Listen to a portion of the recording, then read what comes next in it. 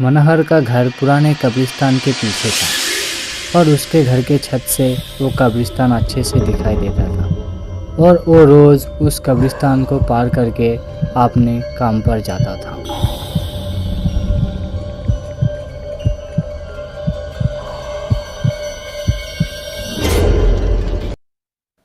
मनोहर के 2 जुड़वा बच्चे थे और वो दोनों ही बड़े ही शैतान थे। बड़े बेटे का नाम था पप्पू और छोटे बेटे का नाम था टप्पू।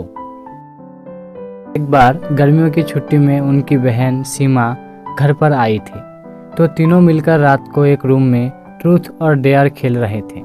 तभी पप्पू बोलते हैं कि हाँ तो सीमा, तुम ट्रूथ लोगे या डेयर? फिर सीमा डेयर लेती है और पूछती है कि कहीं तुम लोग कुछ खतरनाक तो नहीं करने को बोलोगे ना? ये हुई ना बात, तो जाओ छत पर से घूम के आओ और आते वक्त छत पे गमले से एक फूल लेके आना, तभी हमें पता चलेगा कि तुम छत से घूम के आए हो।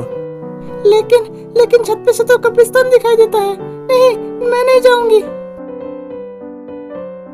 फिर पप्पू और टप्पू दोनों सीमा को छत पर जाने के लिए जबरदस्ती करने लगते हैं और सीमा मजबूर होकर तैयार हो जाते हैं और छत पर चले जाते हैं। छत पर जाते हैं और जैसे ही गमले के फूलों की तरफ बढ़ते हैं तभी सीमा की नज़र कब्रिस्तान की ओर पड़ती है और वो देखते हैं कि कब्रिस्तान में एक बड़ा सा सूखा हुआ सा पेड़ होता है और सीमा देखते हैं कि उस पेड़ पर एक सरकती हुई उल्टी लाश लटक रही है। सीमा जैसे ही देखते हैं वो जोरों जोरों से चिल्लाने लगते हैं और उसके बाद वो बेहोश हो जाते हैं। बहुत देर हो जाती है लेकिन सीमा रूम पे ना आने पर पप्पू और टप्पू दोनों बहुत ज़्यादा घबरा जाते हैं और डर जाते हैं। तभी क्या अभी तक सीमा छत से वापस नहीं आई है? मुझे डर लग रहा है, कहीं कुछ हो तो नहीं गया उसे। चलो ना भैया, देख के आते हैं। ठीक है, चलो छत पे जाके देखते हैं।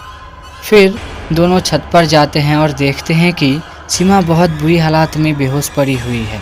तो पप्पू और टप्पू अपने पापा मनोहर को बुलाने जाते हैं क्योंकि वो लोग बहुत ज़्यादा डर जाते हैं।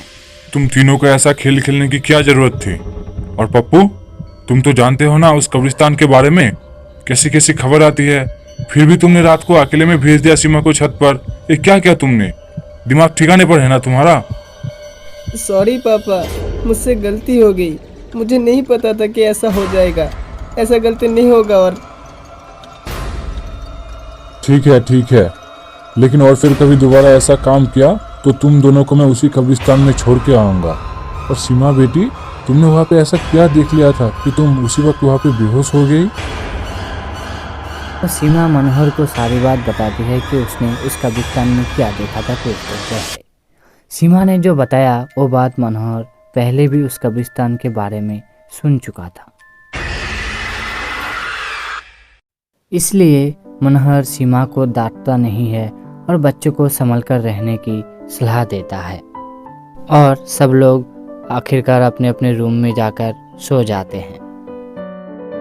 फिर एक दिन मनोहर को काम से छुट्टी मिलने में देर हो जाती है।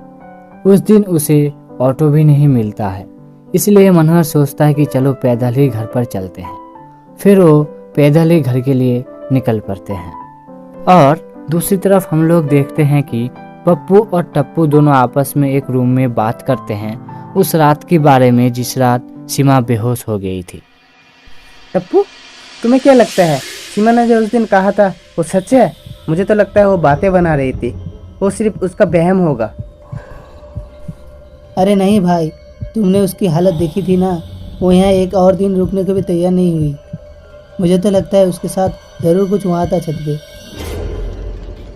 ठीक है, चलो फिर हम लोग कब्रिस्तान में खुद ही जाके देख लेते हैं क्या होता है। अरे भैया, तुम पागल तो नहीं हो गए? मुझे मेरी जान बहुत प्यारी है, मेरी मानो तुम भी मत जाओ वहाँ। तुम समझ क्यों नहीं रहे हो? वहाँ पर बहुत खतरा है। तो क्या रॉकी उस कब्रिस्तान में जाता है? अगर जाता है तो उस कब्रिस्तान में क्या होता है, क्या पता लगा पाते हैं वो? तो ये जानने के लिए आप देखते रहिए पप्पू और टप्पू। तो फिर मिलते हैं इस वीडियो के सेकंड पार्ट के साथ। और हाँ, अभी तक अगर आपने इस चैनल को सब्सक्राइब नहीं किया है तो चैनल को सब्सक्राइब कर लीजिए और बेल आइकन बजाना ना भूलें।